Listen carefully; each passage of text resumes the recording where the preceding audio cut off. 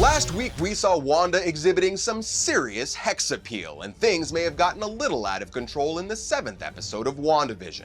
We finally discover what Hayward is up to, Vision learns about his tragic fate in the real world, and the show sets up a brand new superhero in the MCU. We've only got 2 episodes to go, but we're sure that we'll get some more answers before the season is out. So until then, I'm Greg Elliott with Screen Rant, and let's take a look at all the references and Easter eggs in WandaVision episode 7 of 9.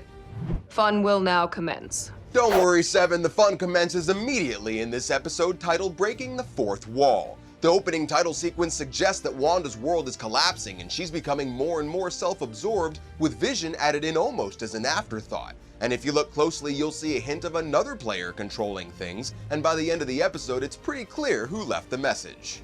When Wanda's making breakfast, the radio station on in the background is WNDA, and she's got another bowl of Sugar Snap cereal, a subtle reference to Thanos. And this week's commercial is a big one, directly referencing something called a Nexus, which is clearly a nod to the Nexus of all realities, the cross-dimensional gateway that first appeared in Marvel Comics in Fear Number 11 in 1972, and was already introduced in the MCU in Thor: The Dark World. It's worth mentioning that the comics also have so-called Nexus beings who have the ability to profoundly shape their dimension, and Scarlet Witch, well, she just so happens to be one of them.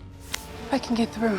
Monica, no! Episode 6 revealed that the repeated trips through the Hex was transforming Monica's cells, and in this episode she decides to push through it once again.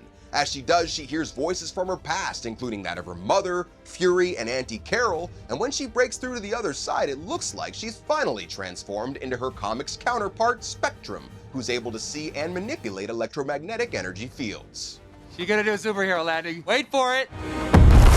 Woo! Superhero landing! Wanda's investigation of Agnes's basement leads to her discovering what appears to be an ancient temple, which is presumably the center of the Westview Nexus. Now, it's hard to pin down its design. The vines seem reminiscent of the Florida Everglades, traditionally associated with the Nexus of all realities in the comics, but it also has vibes of the Witch's Road from James Robinson's Scarlet Witch run.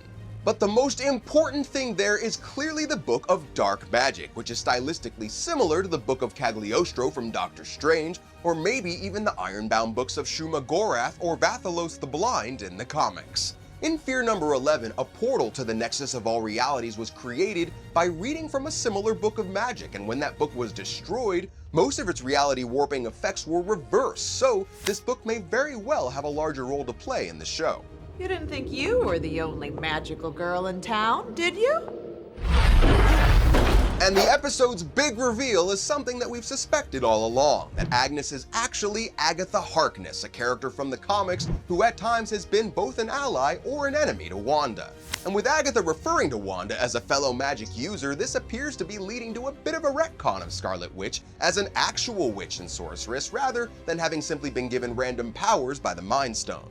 Episode 7 also has the show's first post-credit scene, with Monica's purple eyes not only appearing to insinuate that she may now be under Agatha's influence, but having a post-credit scene in the first place suggests that the show is now moving away from its sitcom approach towards a more standard MCU story. And we're all for that, so make sure to come back to Screen Rant next week to see how it all unfolds, and for more Marvel Easter eggs and references. I'm Greg Elliott, thanks for watching, and we'll see you next time.